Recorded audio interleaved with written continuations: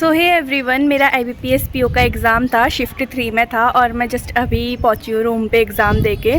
तो मुझे लगा एक बार एनालिसिस वीडियो बना लेती हूँ। तो जो मेरा अटैम्प्ट था वो 65 क्वेश्चंस थे। मैंने हाथ में वहीं पे लिख भी लिया था। रीजनिंग में मैंने 23 क्वेश्चंस अटैम्प्ट करे थे और उसमें से ना मेरे को एक कैटेगरी वाले क्वेश्चन ने बहुत बुरा फंसाया। अगर मैं वो क्वेश्चन स्किप कर देती तो शायद मैं और कुछ पजल्स अटैम्प्ट कर पाती, बट वो कैटेगरी वाले क्वेश्चन ने मेरा पूरा बहुत ज़्यादा टाइम लिया। उसने पता नहीं 4 मिनट्स लिए, कितने लिए उतना मुझे याद नहीं है, बट बहुत टाइम लिया। और जबकि उसके क्वेश्चन भी नहीं थे ज़्यादा, शायद उसके क्वेश्चन सिर्फ 4 थे, 5 क्वेश्चन भी नहीं थे। अब पता नहीं वो कितने मार्क्स का था और वो पूरा टाइम लेके चले गई मेरा वो कैटेगरी वाला क्वेश्चन। नहीं तो इसमें और अटैम्प्ट्स हो सकते थे।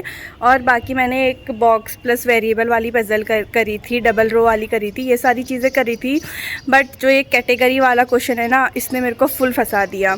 और इंग्लिश में मेरे 24 क्वेश्चन अटैम्प्ट थे। तो इंग्लिश का तो अब कुछ नहीं कह सकते। जो पैरा जंबल्स थी वो ईजीली नहीं बन रही थी, टाइम लग रहा था, पर 6 क्वेश्चन थे पैरा जंबल्स के। तो अब देखते हैं, अगर वो सही होगी तो 6 क्वेश्चन तो सीधा ठीक हो गया। और फिर उसके बाद बात रही क्वांट की। क्वांट में 18 क्वेश्चन अटैम्प्ट करे। अब पता नहीं वो मैंने कौन से करे, मतलब कि कितने मार्क्स वाले। एक तो पैटर्न चेंज हो रखा है। तो अप्रॉक्सीमेशन आई थी, चार क्वेश्चन थे शायद अप्रॉक्सीमेशन के, और 3 या 4 क्वेश्चन वो थे क्वाड्रेटिक के थे। बाकी DI थी और 3 क्वेश्चन DI के थे और अर्थमेटिक था।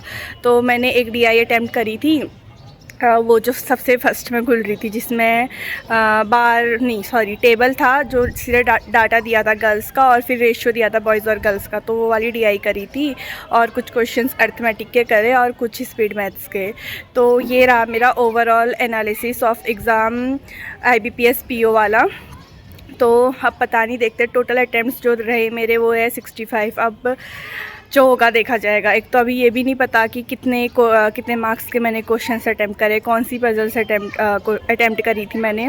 तो देखते हैं। मेरे हिसाब से तो काफ़ी बेकार गया। मैं रीजनिंग में और कर सकती थी, क्वांट में भी और कर सकती थी, बट अब देखते हैं। क्वांट में तो मैंने रीजनिंग में तो मैंने बहुत कम अटैम्प्ट करे अकॉर्डिंग टू मेरी, जितना मैं करती हूँ उस हिसाब से। और वो कैटेगरी वाली पजल ने मुझे बहुत बुरा फंसाया उसने। तो लेट्स सी कि अब क्या होता है। तो दैट्स इट फॉर टुडे। आप लोग भी अपने अटैम्प्ट्स नीचे कमेंट सेक्शन में बताना, अपनी शिफ्ट भी बताना और कितने अटैम्प्ट्स करें। और जिनका भी कल एग्ज़ाम है उनके लिए, सबके लिए ऑल द बेस्ट। तो थैंक्स फॉर वॉचिंग, बाय।